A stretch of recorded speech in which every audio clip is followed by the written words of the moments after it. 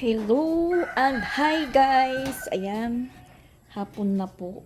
Pakakaakyat pa lang natin dito sa taas mula kaninang umaga kasi natulog po tayo. Kababangon lang po natin. So, hindi pa namin na ayos dito sa taas yung pinag-anuhan namin kagabi. Kasi nagtagay-tagay. Padispedida po kay Mama Walin na ngayong oras po hapon na. Yung oras is alas 4:30. So, nandito pa si Mama Walin. Shout out pala sa lahat. Followers, subscriber, and silent viewers. Kumusta po yung lahat? Natapos po kami kagabi mga alas 12. So, nandito si Boss Tipin at saka si Mariel. Si Mariel talagang umabsent lang po siya. Kasi, usap pala sila ni Mama Walin. Pag malis po siya, is magbabanding muna. So, ayan, kagabi. Kagabi, nandito po yung kaibigan ni Christian. Pinakilala po si Mama Walin sa mga kabers niya po dito. Kung saan po naglalagi si Christian pag gabi na umuwi o umaga na. So yun, nagkasiyahan naman na yung nangyari po is dito po natulog si Boss Tipin, Mariel, at saka si Tio. So ayan, hindi pa na ibabalik sa ayos yung mga dito, upuan at misa. Parang wala pa sa ayos. Yan po. Dito. Pakalugar ko pa lang po dito na umakyat. Kasi nagtago muna tayo sa araw. Kasi sobrang init po. So, ayun. Kabangon natin. Pagkabangon is naligo muna tayo. Tapos, ayan. Naglinis tayo dito sa taas. Yung sopa, hinatak ko. Binalik ko doon banda kasi dito po yun ilinagay. Dahil yun po yung pinakaupuan namin kagabi ni Augela, Mama Walin at saka ni Mariel. Dahil yung gumamit ng misa, sila Christian at saka sila Papa Bits. Andun si Mama Walin, tutulog pa, papahinga. Kasi gusto niyang umalis kanina mga alas 3 pa lang papunta ng airport ng Mactan. Sabi ko, maaga pa. Tapos, yung flight po niya is alas 12. So, sabi ko sa kanya, nung kami ni May Timang umalis po, kasi papuntang Maynila pa lang naman siya. Yung flight po niya sa papuntang Hong Kong is umaga siguro mga alas 7, ganun. Basta sabi niya darating po siya ng Hong Kong is alas 8 ng umaga sa 16. So, ayun, sabi ko maaga ka pa makakadating ng airport kung ngayon ka umalis kanina ng mga alas 3. Sabi ko, magpahinga ka muna. Pagdating mo doon, tutungan ka pa. Sabi niya, kasi baka daw, yung inalala niya, baka daw maging po yung biyahe dito sa bus. Maging maraming pasaheros, maabala po. 5 hindi yan kasi nung kami ni May Timang mag-Manila, alas 11 or alas 12 siguro din po yung flight namin papuntang Maynila. Malis po kami doon sa kila May Timang sa Makaas is alas 8 ng gabi. Tapos nakarating po kami ng airport is mga alas 10. Mga alas 10. Ganon. So, medyo matagal pa kami naghintay doon sa airport ng flight namin. Sabi ko, magpahinga ka muna.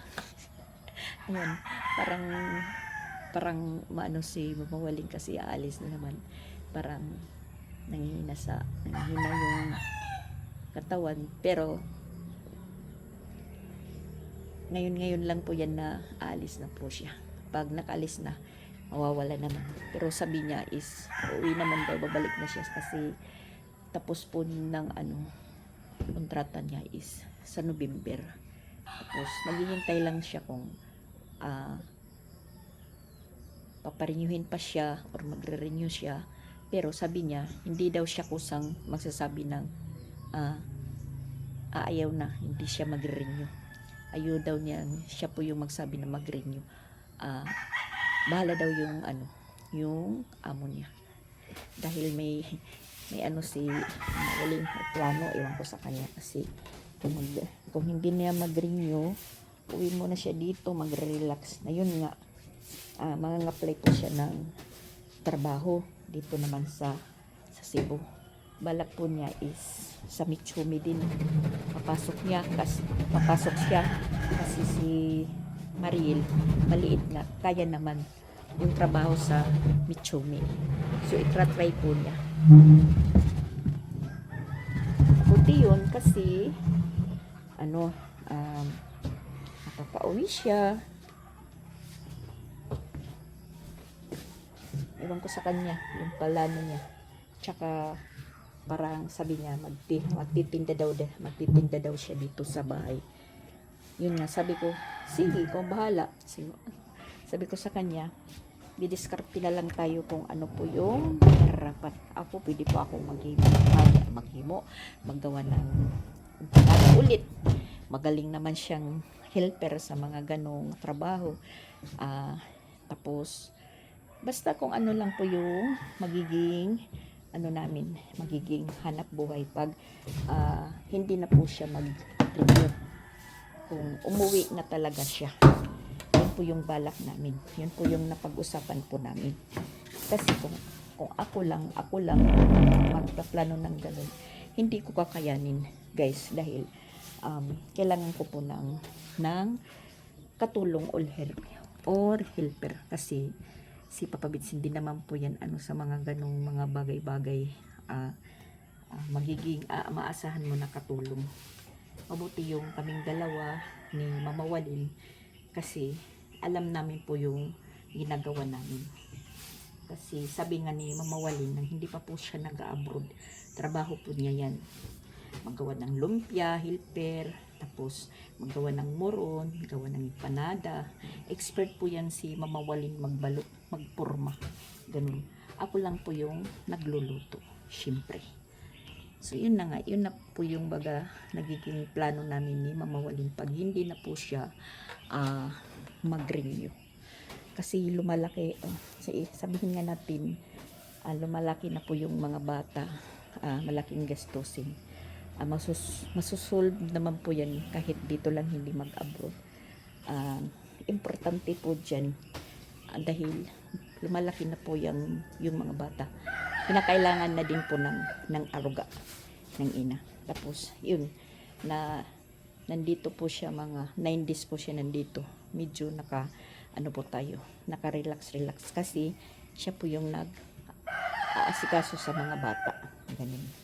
Na yun nga, nasasabi ko, wala siyang nagbakasyon siya kasi magbabakasyon, magpapahinga. Pero wala po siyang pahinga dahil ganun pa rin. Yung inasikaso niya doon, isang bata lang. Pag uwi dito, hindi naman po yan mga asikasuin.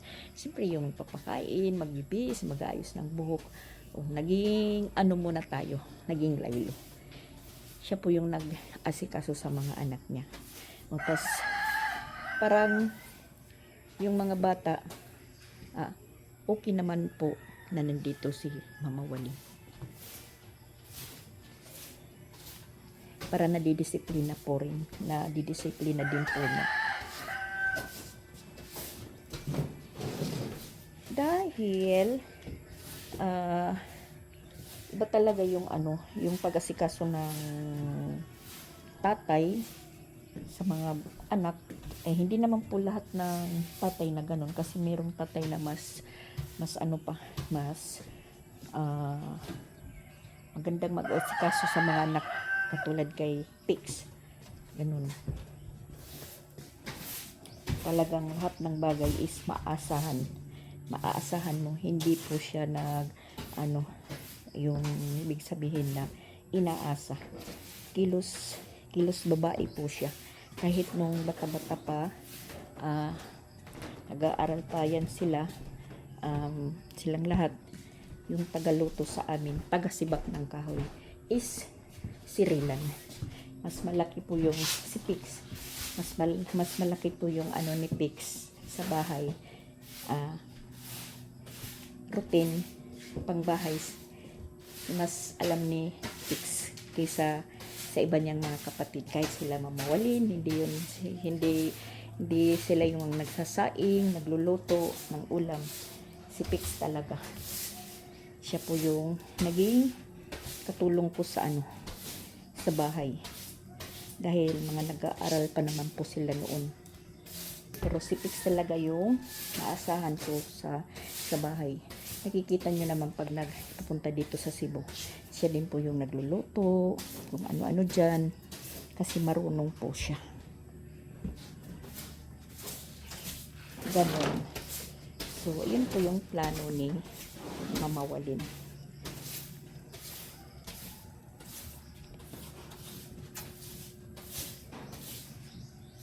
Nagiging kampante po ako na pag nandito po siya. Sasabihin niya po na, pero kung tutuusin po guys, kung talagang mas pare-pareho lang siguro yung yung nagiging sahod mo sa isang abroad at saka nandito lang sa bahay, naka-ST, naasikaso mo pa yung mga anak mo. Katulad ko, nandito lang, tapos extra income po yung pag-vlog para po may pangsusuporta po ako sa sarili ko, para hindi po ako umaasa, as in hindi naman talaga ako umaasa sa kanila. Nagaano po ako sa sarili ko.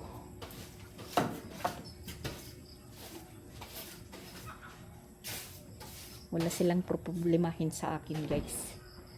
Wala silang problemahin sa akin. Kasi marunong po akong dumiskarte. Hindi po ako pabigat. Hindi po ako pabigat sa kanila, or hindi po ako magpapabigat. Habang buhay, habang humihinga, dapat dumiskarte ka. Hindi yung nakatunganga lang. So yun nga, sabi ko kay Mama Walin, ikaw bahala. Kung gusto mo nang resign. Pero sabi niya, hindi siya hindi siya mismo yung magsasabi na hindi na po siya rin, kasi para daw siya may matanggap na benefits, ganun.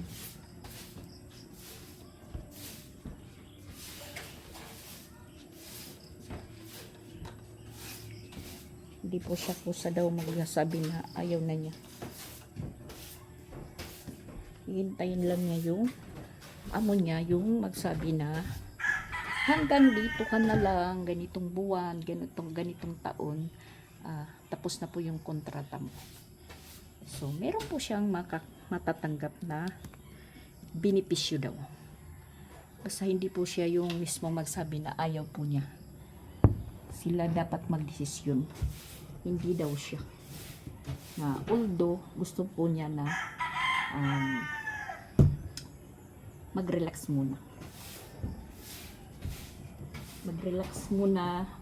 muna na hindi abroad. Walang maraming iisipin.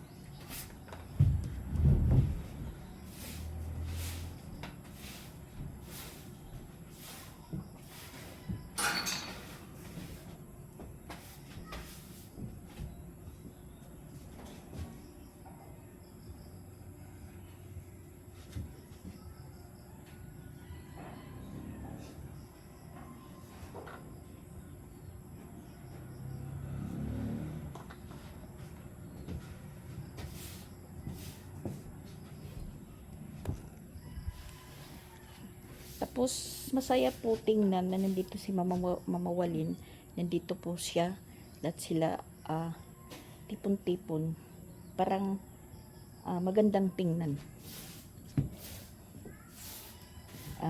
Sabihin natin na one big family, happy one big family. Ganun.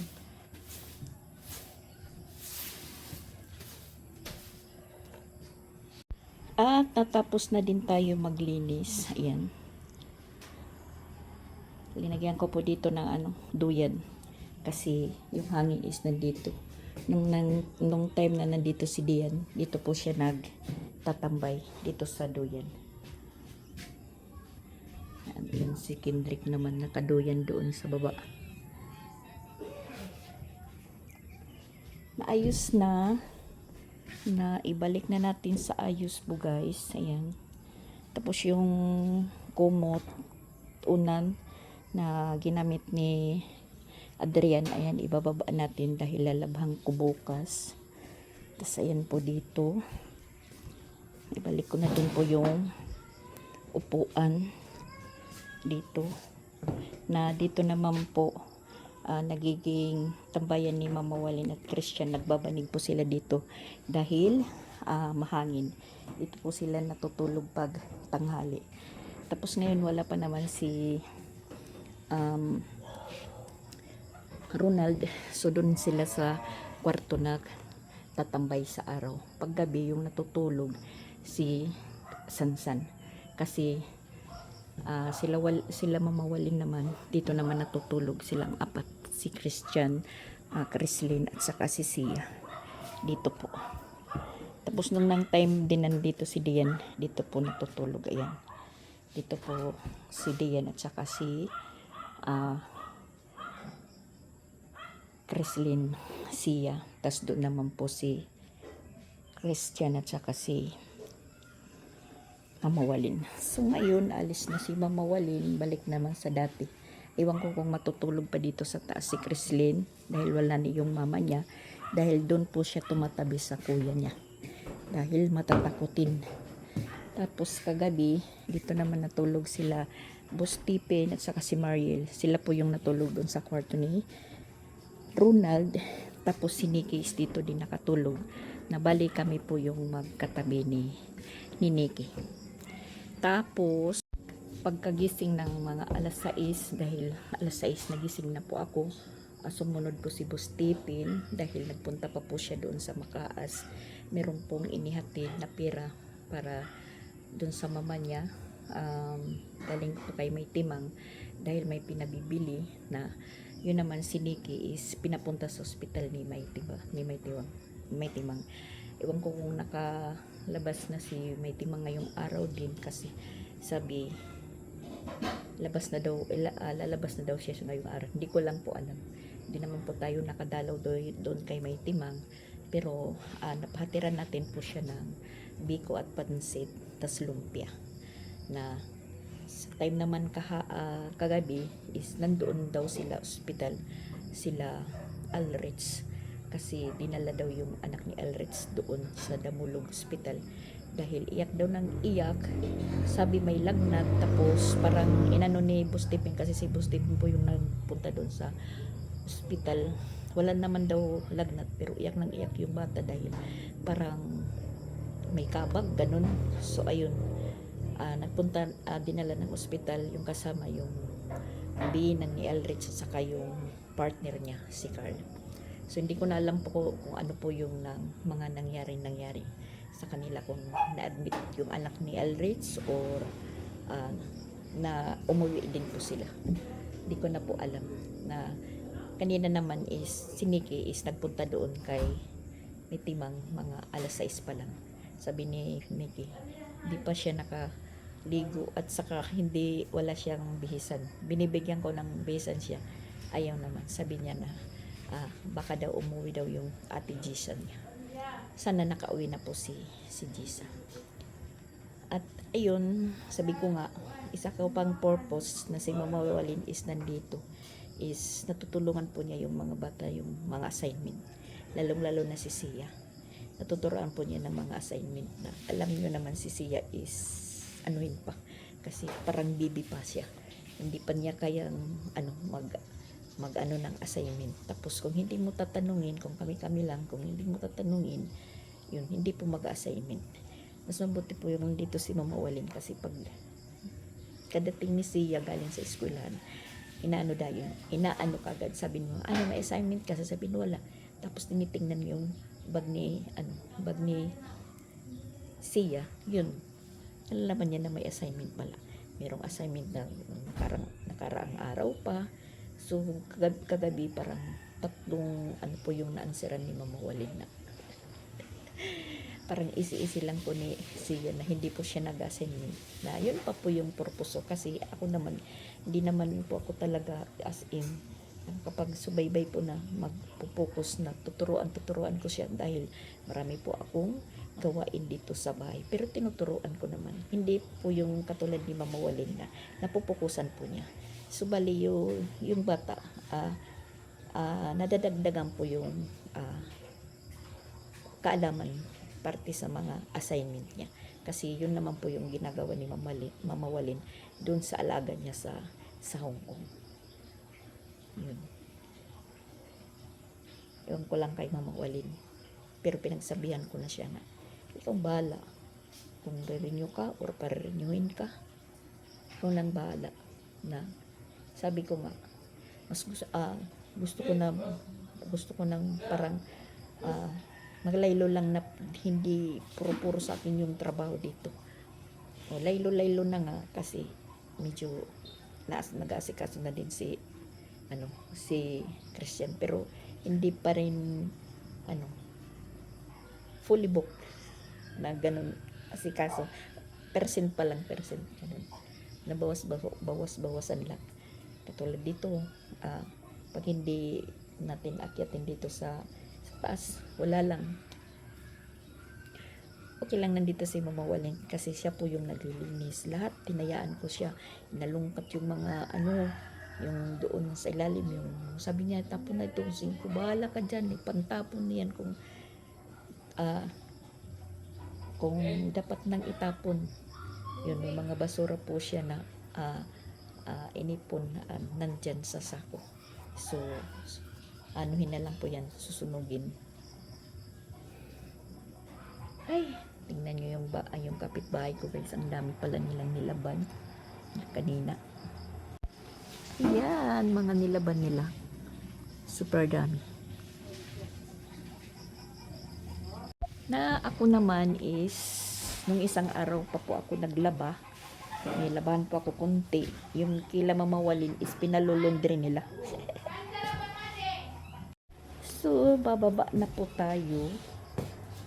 Ano na po yung oras is alas 5, mag-alas 6 na. Mag-alas 6 na, pero ayan, maliwanag pa po yung paligid. Alas 5:59 na po yung oras. Naliligo na si Mama Walin. So, bababa muna tayo.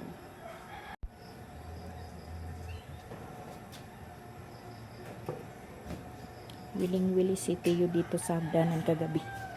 Baba, pataas, baba.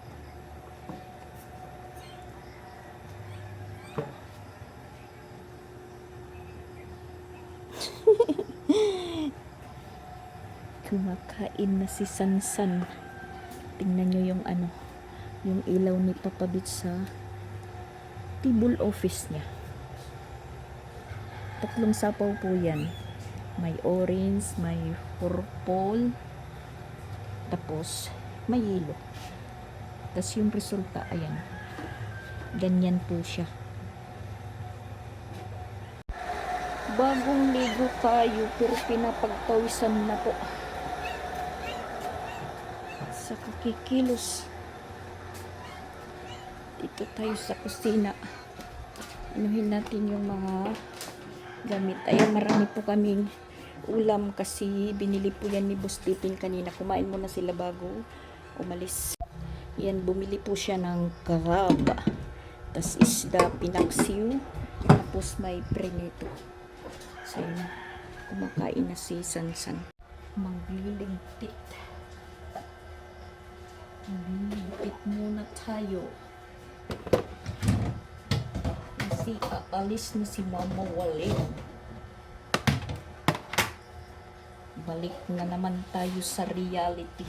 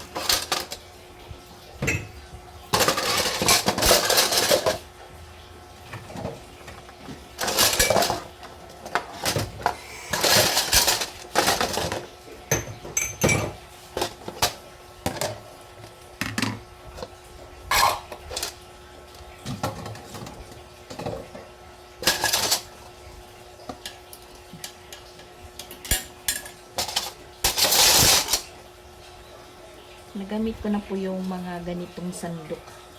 Bigay po ito ni Pitain. Yung ibang sandok ko dito na naka-display, tinago ni Mama Walin.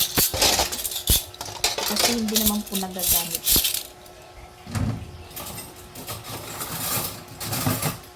Nilagay po niya dito sa cabinet.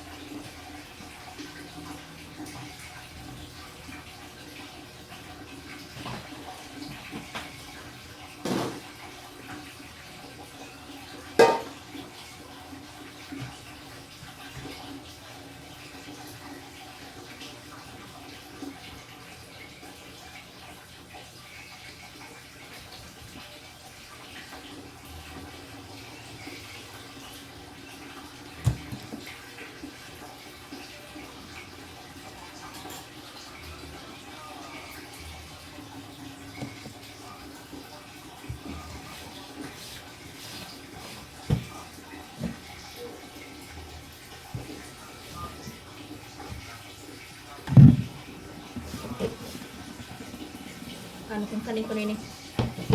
Ha? Kanay? Iya.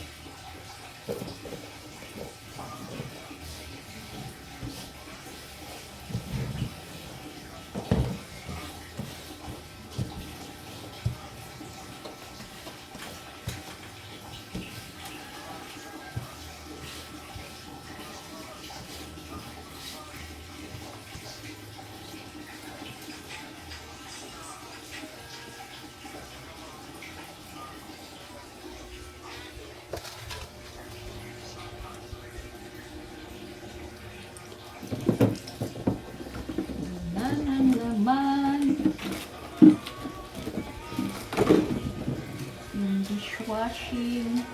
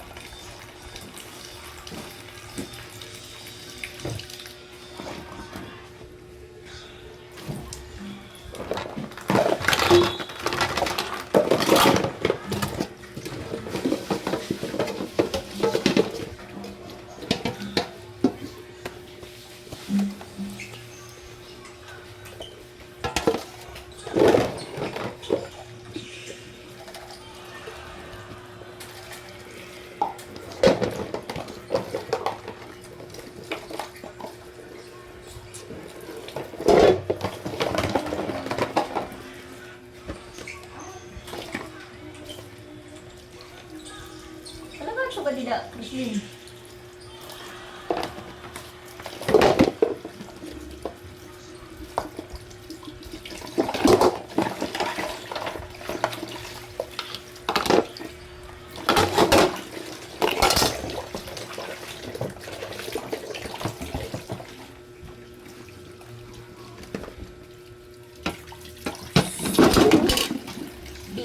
Tapos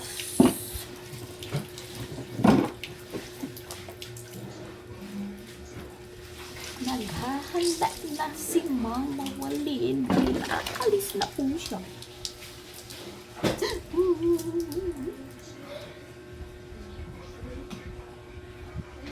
Ayan, sasama pala si Sia paghatid sa mama niya. Mabuti yan para hindi ka umiyak. Doon ka na lang. Sama ka na lang sa mama mo. Wala nang ng assignment. Babalik na naman kay Papa Bitch. Tawag ka. Doon. Mag-ano muna kayo doon. Na ano? Basa. Ha? Pasahe. Kaya ano pasahe? Pupudak. Oh, ano man? Kaya ano adi ka klarong pasahe? Barato malat pasahe mo. Ay, ito sinugarak biray. Maaro. Yun. Yakat ka mama. Ano? Banding ka na with my mother. Signing of. Isiya lugod ko no, pod. Deya. Ako man lagi hap. Naman lang today. Iduduray ang gantuan. Diri kay, paghawas mo, itutulak kat bas. Hira. Balik liwat. Ngayon nga pagkatod nga dala ha, Pacific Mall. Pacific Mall. Di na ka mga to airport. Rekin, mga mahal naman. Ibalik. Ha? Mga mahal na ibalik. Upod ko na si Chrislyn. Pagliwan. Oh, pagliwan. Yay!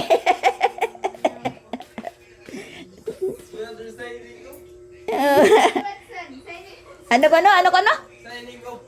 Yes. Signing on. Banding with my mother. Officially signing off.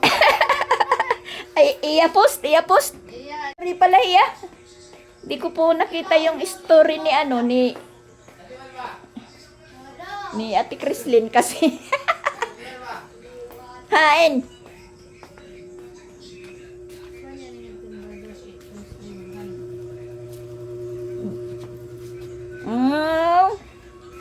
Amo ini. Nag-story po siya pero nangingiyak-iyak. Basahin nyo. Ayun.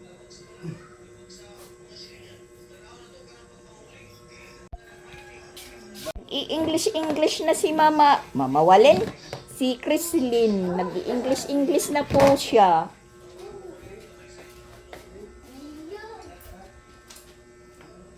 Mababasa po yun ni mababasa po yun ni Tito Jing niya.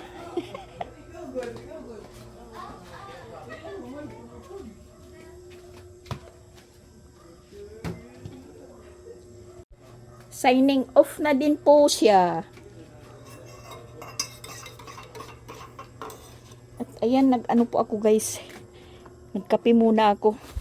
Namimiss ko na po yung kopi ko. Yan. Kape muna tayo, kape. Namiss ko na po yung kopi ko brown. Kasi siguro mga kalahating buwan na po ako hindi nagkakape nito. Dahil ito po yung kape ko ngayon. Ayan po guys. Nag-order po ako nito. Ito po yung ito po yung kape ko. Kada umaga. Hindi pa ako kumakain. Ito po yung tinitimpla ko. Tapos ito po yung baso ko. Ayan po yung baso ko. Guys, oh. Wala. Kasama na nga si Sia na maghahatid doon sa hanggang lang po sila. Pacific Mall. Hindi po sila sasama doon sa airport kasi mas malayo tas mahal ng pamasahe. Hanggang lang po sila paghatid kay mamawalin sa Pacific Mall. Sa anuhan lang po ng bus. Ayun, umiiyak na daw si Sia.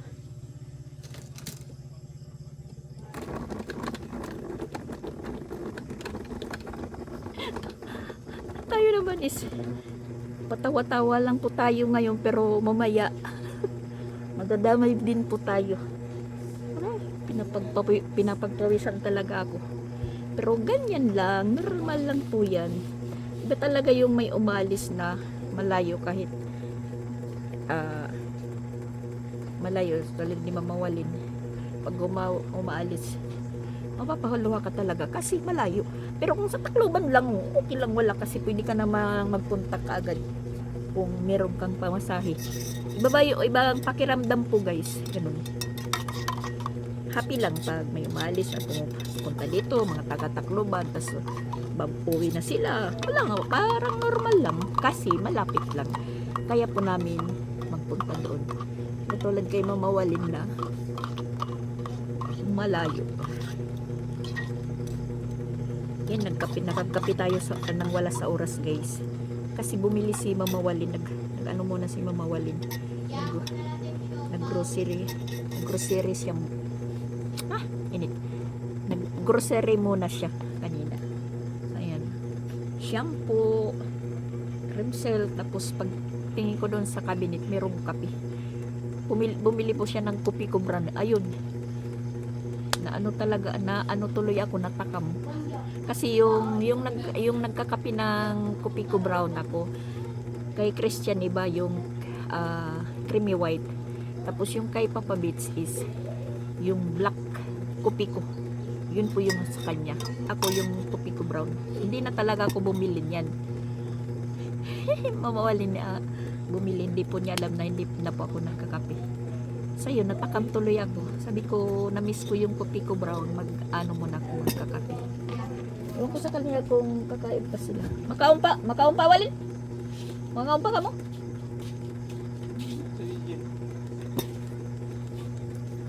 Gusto mong pahi, alas 12 pati flight. Isiya, dit makaon niya na kay nahihilo sa bus. Yan na lang mo pagkaon pagbalik niyo, pag uli. Nahatid lang naman kayo.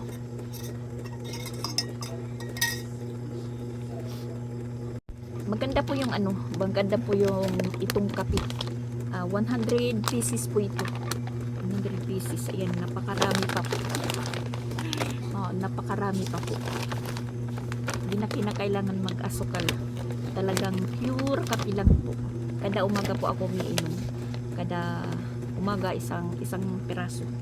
Tapos parang pakiramdam ko magaan sa katawan. Tapos parang lumiliit po yung bilbil natin. Tapos parang hindi ka na nagugutom masyado.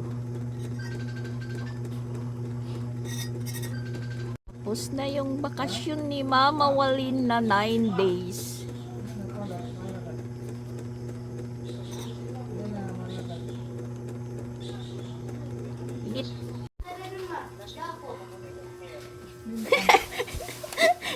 Nagbabaon si Christine ng silupin.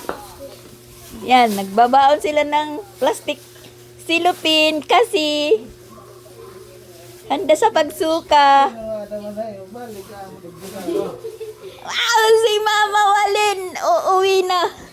Babalik pa ako, guys. Babalik na po siya sa kanyang ano. Punta na ako sa Tacloban. Ako sa India. Hindi dinala ni Mama Walin yung ano, mga damit niya. Nagbakpak lang po. Para wala na po daw siyang dalhin. So please wait for me.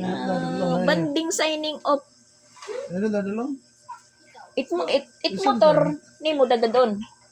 Tapos ibibili nila niya. Napakuha na balikan sa Oh. Baboy. Perka ko na matiging Waray man kami kik. Yes, kay Takpaguli, waray. Pagbalik ko na lang.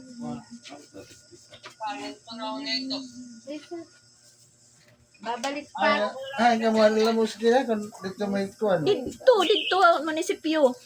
Babalik pa ako, guys, dito. Kaya I'm signing off na. Oray na rin, ano ko lang. Hey, Papa. 4 months la, 4 months. Oray na ko na, oray na. Ako na nagto. Oray na, ari po. Papahatid sila sa labasan.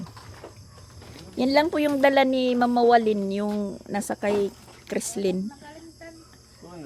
Kuha na ba? Anim ticket. Dila? Wallet. Ayun, bumalik ka nga di.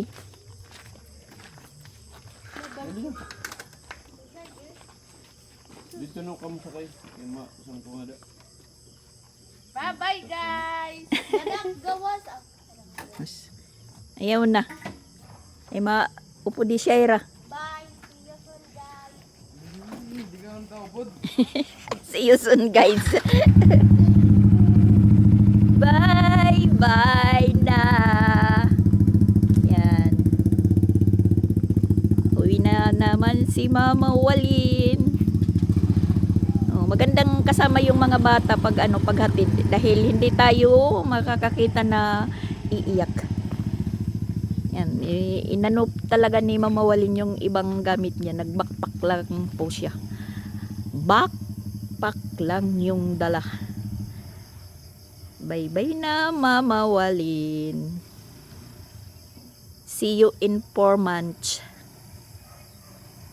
So, ayun. Umalis na po sila. Umalis na po si Mama Walin. Ha! Gawas. Tayong mag-isa lang po yung naiwan. Gawas! Naiwan dito. Parang okay lang po. So, balik na tayo sa reality natin na yan. Yung mga sandok po dyan, tinago ni Mama Walin. Binalot ng plastic, nilagay po dyan sa cabinet. So, check natin dito. Yan. Yung ibang gamit ni Mama Walin is nandito. Hindi na po niya dinala yung malita niya. Yan. Ito yung dalang malita niya na maliit. So, yan.